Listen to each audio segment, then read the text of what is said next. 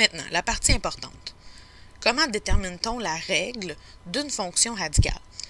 Premièrement, voici une fonction radicale. Nous avons le sommet et un autre point. Première étape, déterminer les coordonnées du sommet et d'un autre point.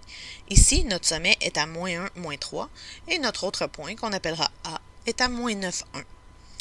Deuxième étape, nous avons besoin de déterminer, à partir du tableau, l'allure de la courbe.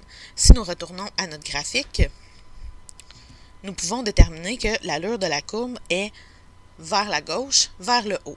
On peut donc voir que le B est négatif. Nous avons besoin de déterminer la valeur du paramètre B à la fin, mais pour le moment, nous mettrons B valeur soit +1 ou -1. Selon l'allure de la courbe ici, nous mettrons -1.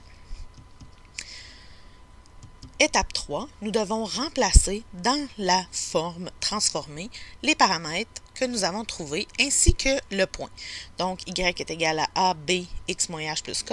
On remplace y par 1, x par -9, h par -1, donc -1 qui fait +1, et k par -3. Et mon paramètre B, on a dit qu'il était négatif, donc on met tout simplement un moins. Ensuite, on isole le paramètre A. Première étape, notre -3 s'en va de l'autre côté faire +3 pour obtenir 4. Et notre -9 plus 1 nous donne -8. -8 nous donne 8. Et nous envoyons notre 8 qui fait une multiplication avec le A. Le racine 8 s'en va diviser. Nous obtenons donc un paramètre A qui est de 4 sur racine de 8. Finalement, nous devons rationaliser et réduire si nécessaire. Donc, dans le cas ici, en fait, racine de 8 va être réductible et en plus, il est au dénominateur, donc il va falloir rationaliser. Je multiplie par racine de 8 sur racine de 8 pour obtenir 4 racines de 8 sur 8.